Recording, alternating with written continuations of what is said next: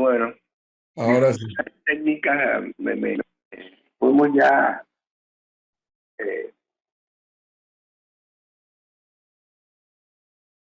Ahora sí, ¿nos escucha bien? ¿Nos escucha bien? sí, yo te escucho bien por el teléfono, por la Perfecto, computadora. perfecto, perfecto. Entonces, bueno, primero decía que para mí, bueno, es un honor estar en su programa de cada mañana, que no solamente tiene un prestigio, sino un programa de orientador, que creo que es lo que debemos hacer en el mundo nuevo, después de la crisis del COVID, lo que está pasando en el planeta, orientar a la población y a la gente para que pueda encontrar una solución y mejorar su calidad de vida. Así que yo lo felicito.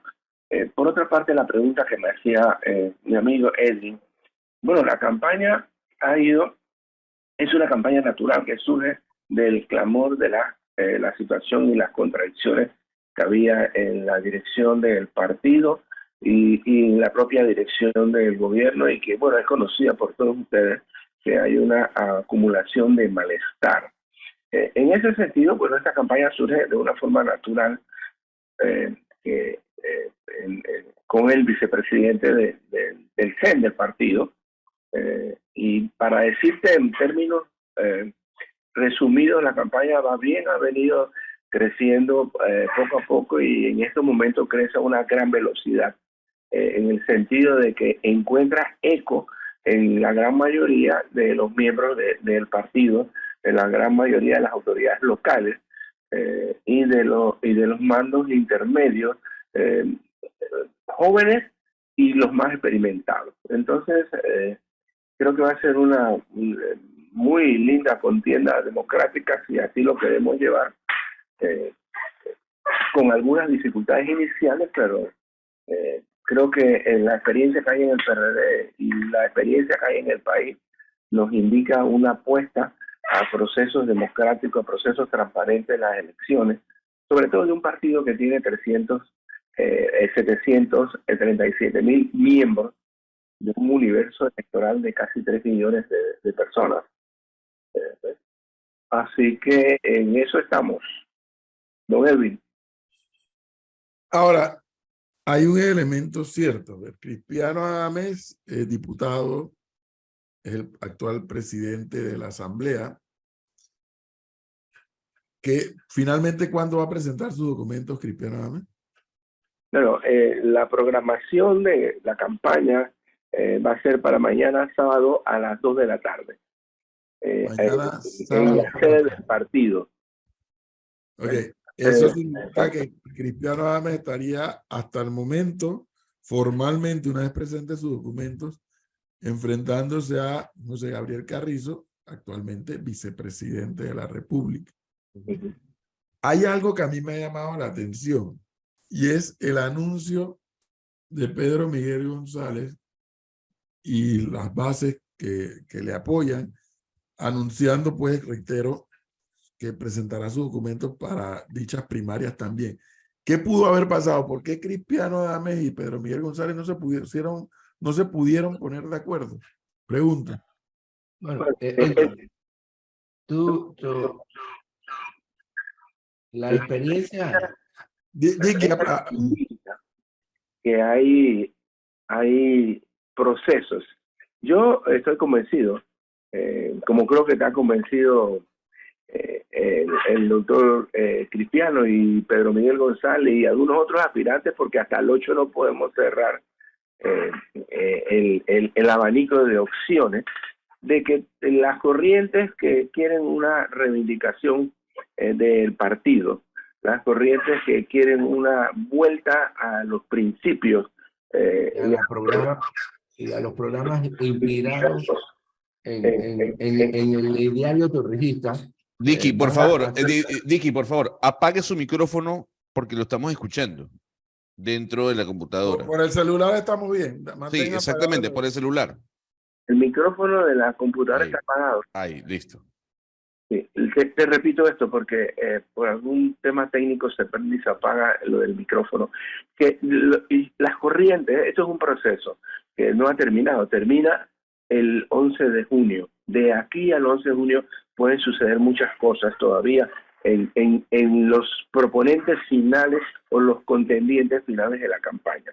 El pensamiento del doctor Cristiano y el pensamiento de Pedro son coincidentes en cuanto a que el partido necesita recuperarse. Hay que volver a recuperar el partido, hay que producir un proceso de reingeniería para volver a los principios que fundaron al PRD.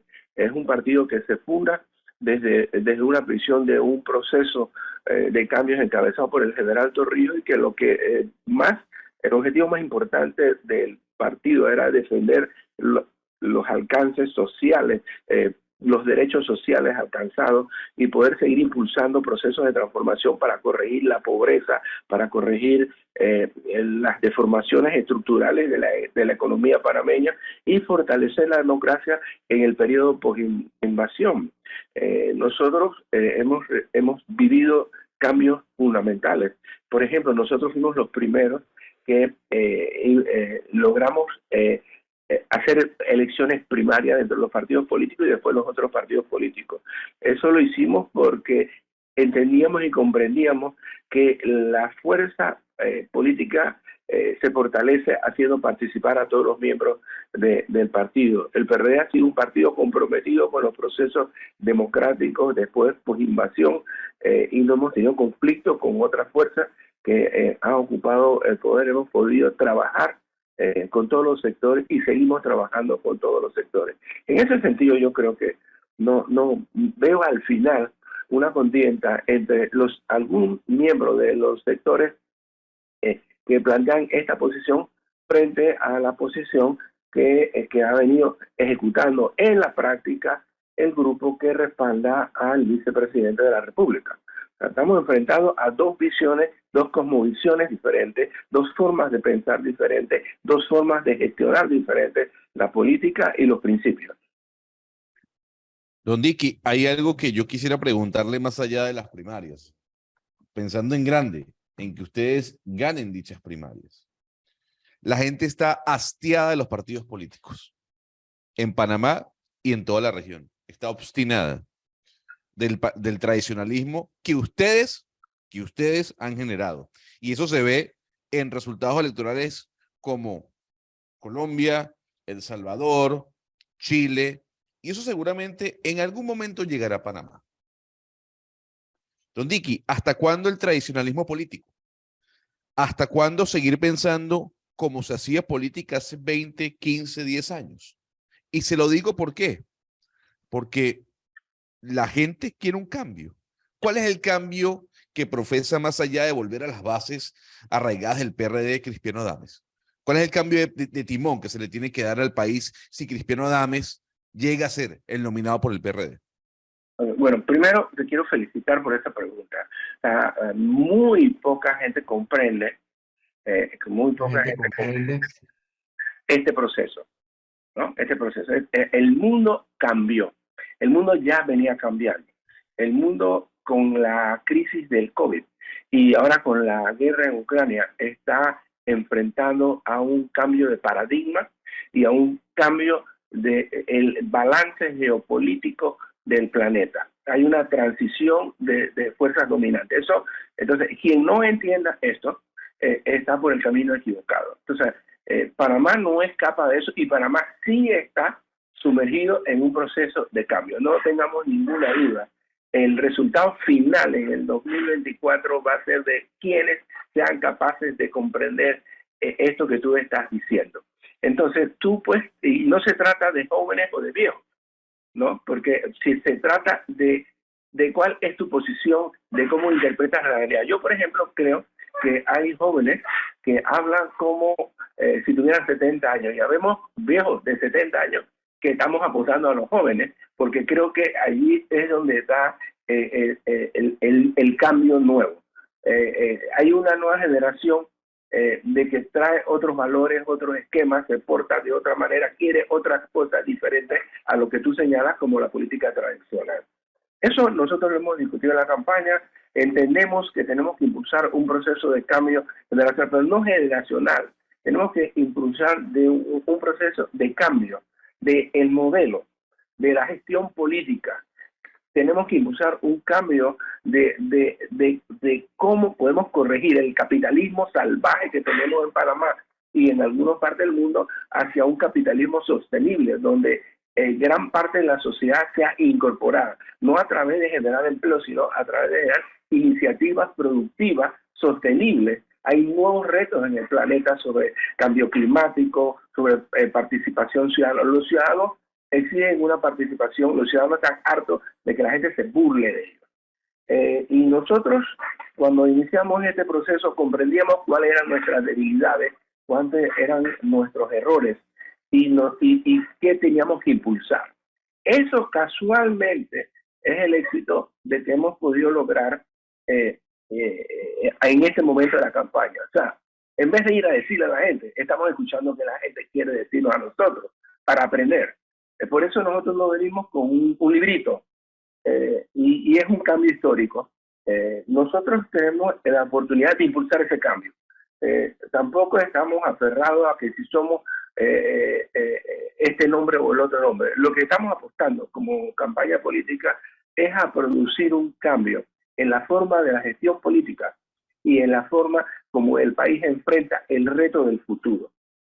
Esto, bueno, suena quizás teóricamente bonito, pero hacerlo en la práctica es muy difícil. ¿Por qué? Porque entendemos un conjunto de prácticas políticas deformes.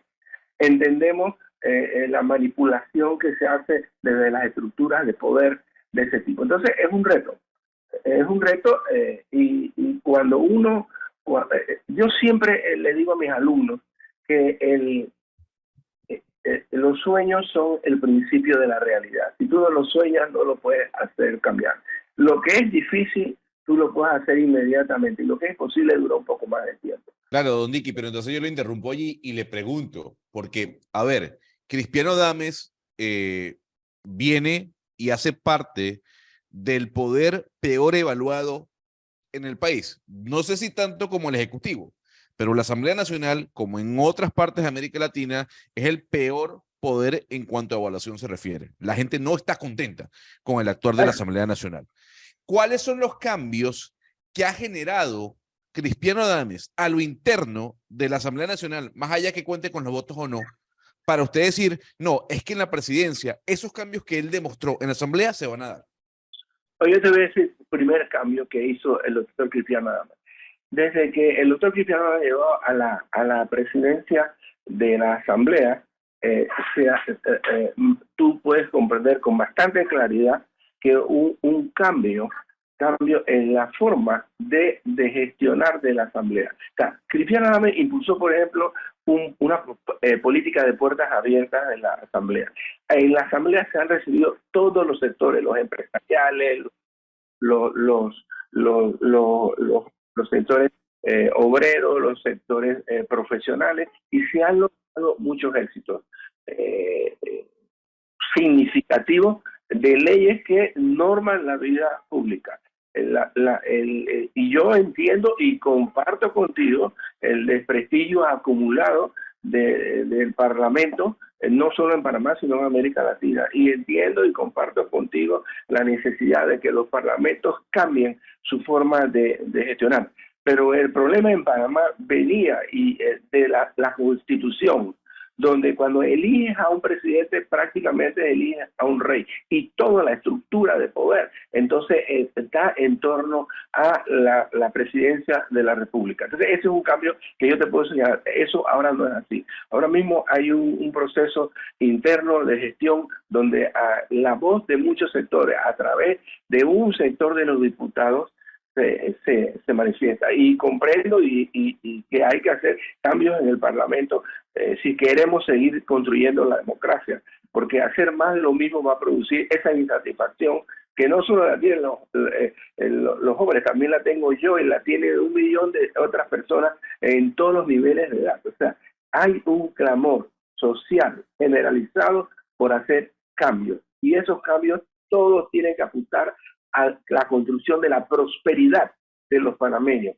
a elevar la calidad de vida, a convertir este país rico en un país que no tenga pobres, porque como dicen los obispos, este es un país rico lleno de pobres. Bueno, eso hay que cambiarlo.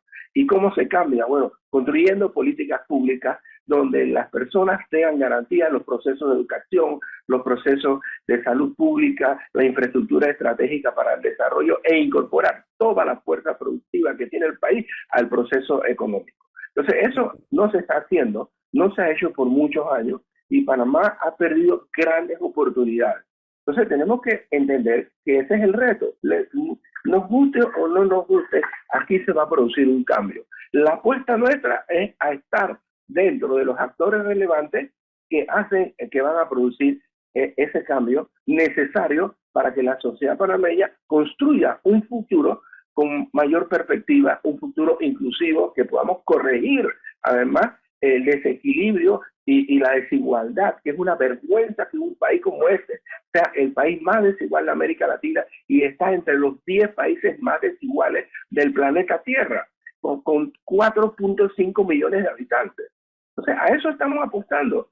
Y nosotros tenemos discusiones sistemáticas en la campaña y tenemos discusiones sistemáticas con los sectores de forma amplia, sin tener jerarquías, sino discutir, bueno, cuál es el futuro. Y sabemos y entendemos que no lo podemos construir solo, que tenemos que construirlo con otra gente, que tenemos que hacer que todos los sectores de la sociedad participen, porque no existe una verdad en ningún lado. Eso es lo que nosotros estamos en la campaña. Una pregunta obligada en función de lo que estoy escuchando. La candidatura del doctor Crispiano Adames, diputado actualmente de la República y presidente de la Asamblea, surge como una respuesta o una reacción, más que respuesta, una reacción, y ahí viene el problema que creo que a mucha gente les cuesta separar. La candidatura de Crispiano Adames surge como una reacción a la forma en que se está manejando el partido PRD, un partido que en el papel tiene planteamientos ideológicos, filosóficos y demás en el papel, o surge como una reacción al método utilizado para gobernar durante esta administración. ¿O a la vez? Qué buena pregunta. Surge a las dos cosas. O sea, si Crispiano Adames es miembro del CEN del partido, es miembro del CEN del partido, por tanto, de cierta manera ha sido un poco responsable de la conducción del partido. Y eso él lo entiende y no tiene, pero también ha sido la voz disidente de esa forma de conducir el partido. Entonces, por allí viene una de las razones por las cuales se plantea, oye, nosotros tenemos que cambiar esto, el PRD no se puede conducir de esa manera, tenemos que respetar a los militantes, tenemos que hacer que la gente participe y diga, y tenemos que respetar los procesos que nosotros mismos construimos. Entonces, esa forma de imponer, de manejar el partido, la consideramos incorrecta y por ahí surge un tema. El otro tema surge por la forma como se maneja el Ejecutivo en este momento frente a los otros poderes del Estado. Entonces, eso tampoco es la mejor forma, ni la forma más democrática, ni la forma más correcta para construir un país con un futuro sólido y perfecto. Entonces, esos dos factores se juntan, más la necesidad de poder encabezar dentro del torreísmo un movimiento capaz de mover el sentimiento social en pro de un proyecto político diferente.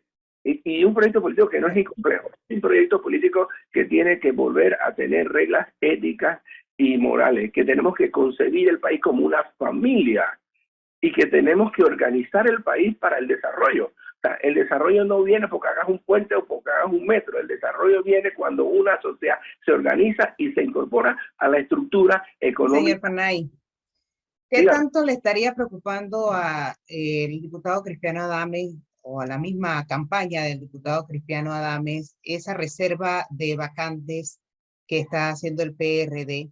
Ya por aquí en este programa la diputada Zulay Rodríguez y el señor Pedro Miguel González avaló lo que dijo la diputada Zulay Rodríguez de que esas vacantes no las estarían reservando para las alianzas o futuras alianzas, sino que las están reservando para presionar a que la gente en las internas del PRD le dé el voto a Gaby Carrizo. Y de no salir el señor, entonces ya la gente estaría en problema. O sea que eso obligaría a quienes votan en las primarias a tener que darle el voto al vicepresidente Carrizo. ¿Qué tanto les preocupa a ustedes ese tema de la reserva de vacantes? Primero, yo te voy a explicar, no solo a confirmar lo que Zulay, la honorable diputada Zulay, y lo que dijo Pedro Miguel González, con lo cual yo coincido. Yo te voy a explicar cuál es la estrategia detrás de ese movimiento. Primero, el partido tiene alianzas hasta ahora. Y eso tenemos que tener muy claro, que las alianzas se van a construir después que el partido tenga su propuesta política. Entonces, nosotros tenemos claro, y hemos conversado con los otros políticos, que una alianza con el actual candidato del Ejecutivo es poco probable dentro del PRD en su próximo periodo electoral en el 2024. Nosotros partimos de que con el doctor Cristiano nosotros podemos construir mejores alianzas y alianzas estratégicas para construir país y no para construir poder. Eso es un tema. Y además, la movida del CEN, que fue una movida equivocada, errónea, pero malintencionada.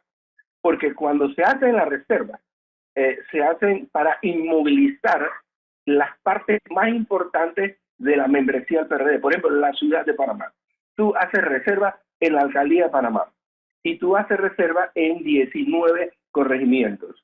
En esa parte hay una clara intencionalidad de manipulación de la elección presidencial. Por otra parte, en San Miguelito todavía es mucho peor lo que han hecho, porque San Miguelito es el segundo lugar donde más miembros del PRD hay. Y al no mover y al cancelar las elecciones de los representantes del corregimiento, inmovilizan el partido.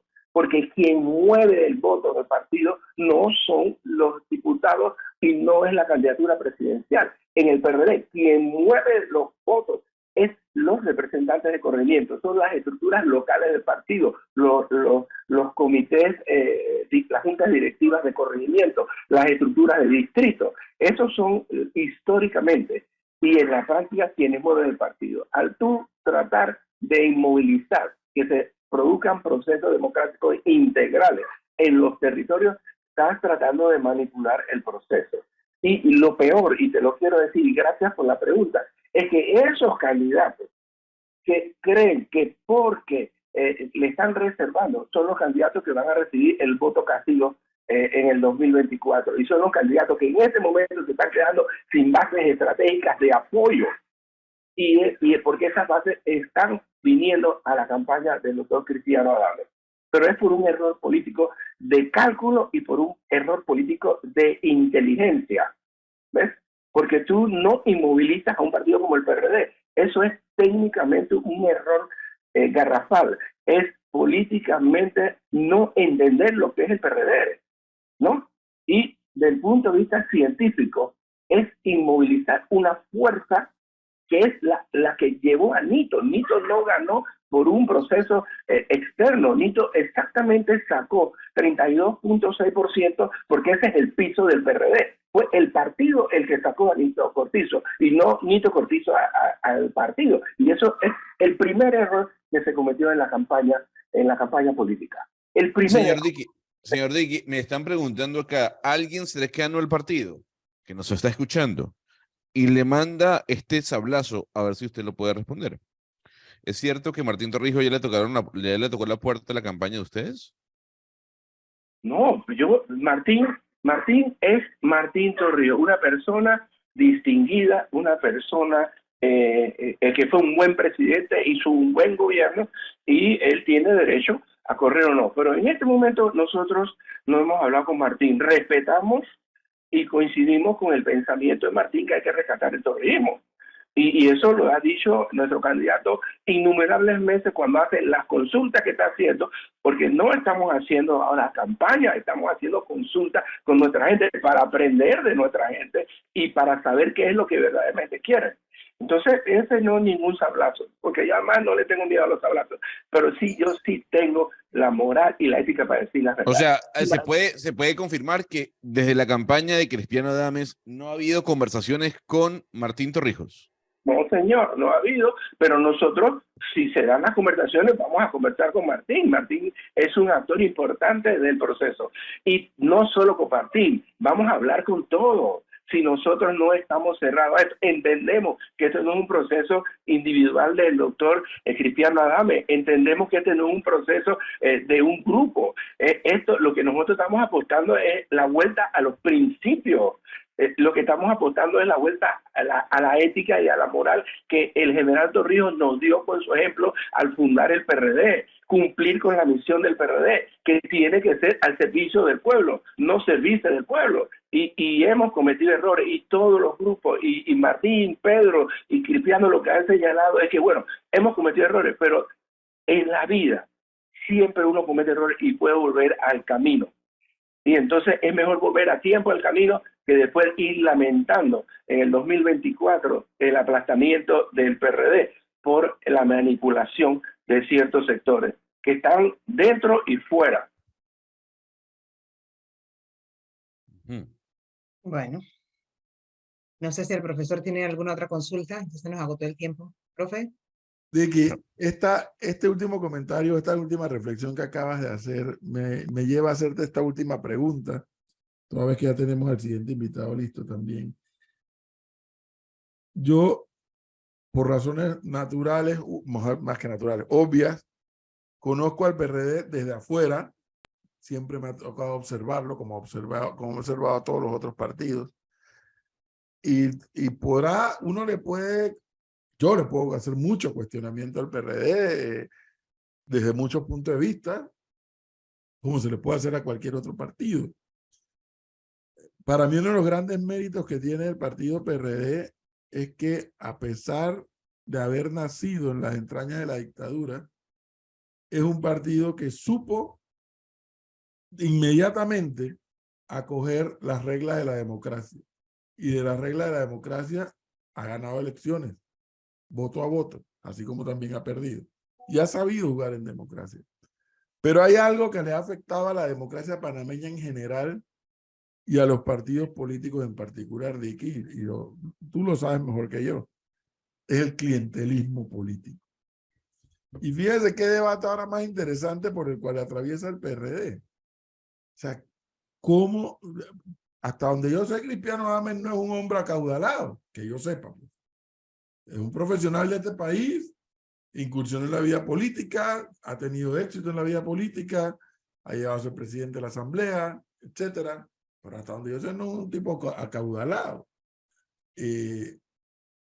¿Cómo van a lidiar en el PRD con el clientelismo político que está asfixiando al PRD, al panameñismo, al Cambio Democrático, al Molirena, al Popular, a todos, y está asfixiando a la democracia panameña, el clientelismo?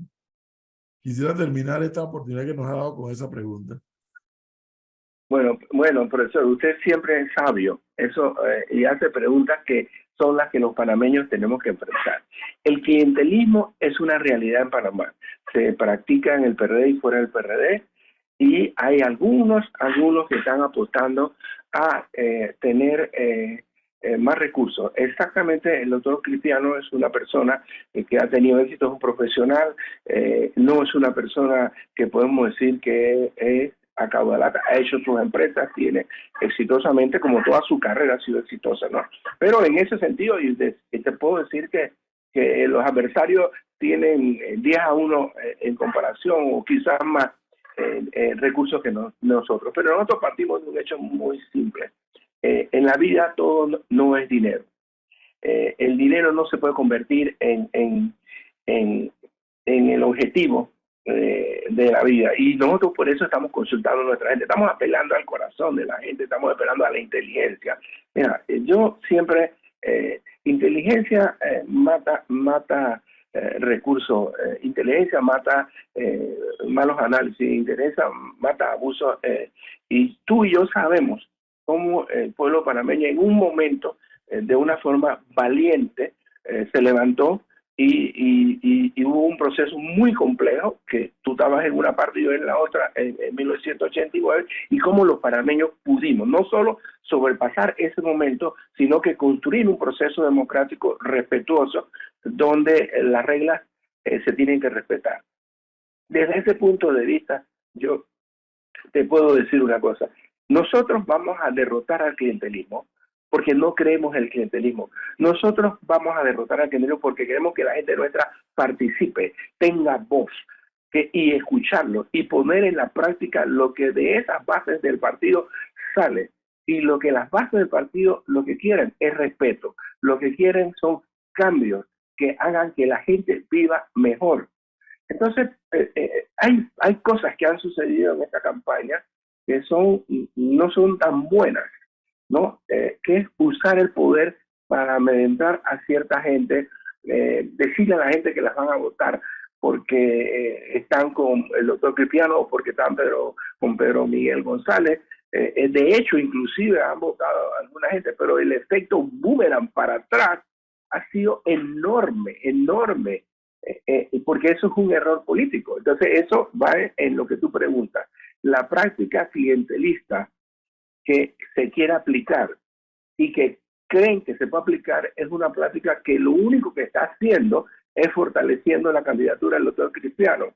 Yo te puedo decir, nosotros en las primeras reuniones, Edwin, iban 20 personas, 50 personas. Nosotros desde enero no hemos parado de asistir a reunión donde esperamos que vengan 100 y vienen 400 y vienen 500 personas espontáneamente, sin usar recursos porque tampoco los tenemos. ¿Ves? Nosotros acabamos de venir de la comarca en una invitación que nos hizo una candidata y era con los potenciales candidatos y había más de 500 personas. Y cuando vinimos para atrás, al día siguiente le mandaron una resolución y votaron a la hija, que era una trabajadora comunal que atiende a los discapacitados en una región que si no han ido a la región esa, no hay carreteras, que hay que andar por bote, caminar por montaña para poder visitar a esa población de discapacitados en un lugar donde la gasolina cuesta el doble cuando hay gasolina, y donde no te puedes mover de un lugar a otro cuando hay lluvia. Entonces ese error ha producido que miles de cuadros del partido hoy, en este momento, estén viniendo a nuestra campaña. Porque nosotros no queremos aplicar esa práctica. Si alguien está al lado de nosotros y quiere ir a defender al otro lado, nos parece bien, porque ese es un derecho que está instituido en nuestros estatutos y en nuestra filosofía. El respeto a cada persona y a que cada persona pueda tener la opción que ellos quieran para elegir un candidato que va a representar al partido. Bueno, don Dicky Panay, muchísimas gracias por habernos dado este tiempo y con mucho gusto nos mantiene informados. Acá estaremos pendientes de cómo avanzan esas campañas. Muy amable. Hasta luego, gracias. Gracias a todos. Muy amable.